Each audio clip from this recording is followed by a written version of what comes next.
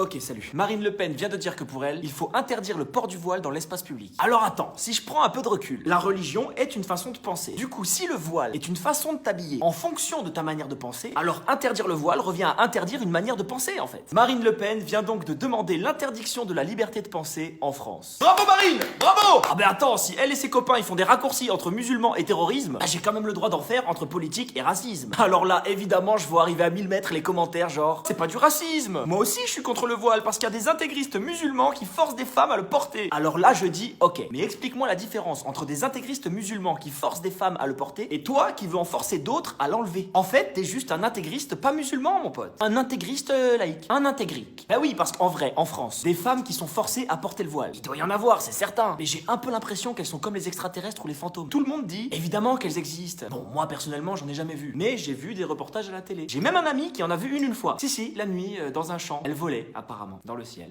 Et du coup, ça m'inquiète un petit peu parce que selon un sondage, 60% des Français déclarent être dérangés par le voile. Et moi, j'ai fait mon petit calcul et franchement, c'est impossible que 60% de la population française vive au quotidien près d'une femme voilée. Déjà, si tu vis dans la Meurthe-et-Moselle, le Cotentin ou la Creuse et que le voile te dérange, éteins ta télé et normalement, t'entendras plus jamais parler du voile. Est-ce que tu te rappelles par exemple comme on nous a saoulés tout un été avec le burkini? Moi, j'en avais jamais vu de toute ma vie et tous les jours, j'entendais des femmes musulmanes se baignent actuellement derrière moi en rideau. On ne sait plus quoi faire. Le débat est lancé, faut-il interdire le burkini? Et moi, je comprenais pas parce que je me disais mais déjà, est-ce qu'il y a une tenue réglementaire pour aller se baigner? La mer, c'est quand même pas une boîte de nuit à ce que je sache. Y a pas une tenue correcte exigée de plage, t'imagines? Toi, fais voir. Palme, tuba. Ok, tu rentres. Suivante. Bonjour madame. String. Rien d'autre, c'est ça? Hein? Super, ça rentre. Bonne journée. Hop, qu'est-ce que c'est ça? Burkini? C'est musulman ça? Allez hop, ça dégage. Voilà. Hop, c'est quoi ça aussi là? Ce truc qui cache tout ton corps là, c'est quoi? Une combinaison de plongée? C'est une combinaison islamique? Non? Bon, c'est bon, tu peux y aller. Mais je crois que le truc le plus con, c'est quand j'entends des hommes ou des femmes politiques dire si ces femmes veulent porter le voile chez elles, pas de problème. Mais justement, ces femmes-là, elles portent le voile par pudeur. Mais elles ont pas besoin d'être pudiques chez elles. En gros, c'est comme si toi, demain, t'allais vivre dans un pays où tout le monde se balade à poil tout le temps. Le président, c'est Strauss-Kahn, et toi, t'es là.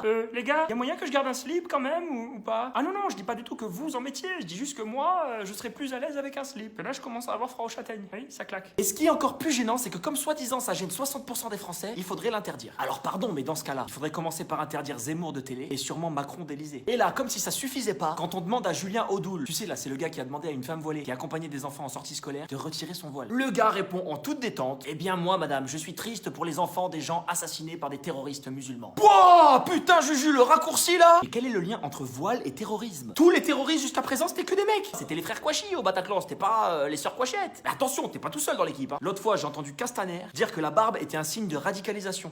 Dieu, Cricri, moi j'ai plein de potes qui ont la barbe, c'est pas un signe de radicalisation. C'est juste un signe de mocheté. Sans barbe, ils étaient moches sa mère. Et avec barbe et 2-3 tatouages, ça va un peu mieux. Bon, après, vous allez peut-être me dire, écoute, vu ta tête, les histoires de voile et de musulmans, ça te concerne pas. C'est pas faux. Mais mon problème à moi, c'est que je suis humoriste. Mon travail, c'est de faire marrer les gens. Mais à force de les stigmatiser, de les diviser et de les humilier, bah tôt ou tard, plus personne n'aura envie de rigoler. Hein. Alors pour finir, que tu sois Marine Le Pen, Nadine Morano, Julien Audoul ou n'importe qui d'autre qui voudrait interdire à ces femmes le droit de porter le voile et donc porter atteinte à la liberté de penser, voilà ce que j'ai à dire. C'est pas le joli voile qu'elles ont sur la tête qu'il faut interdire, c'est les idées de merde que t'as dans la tienne.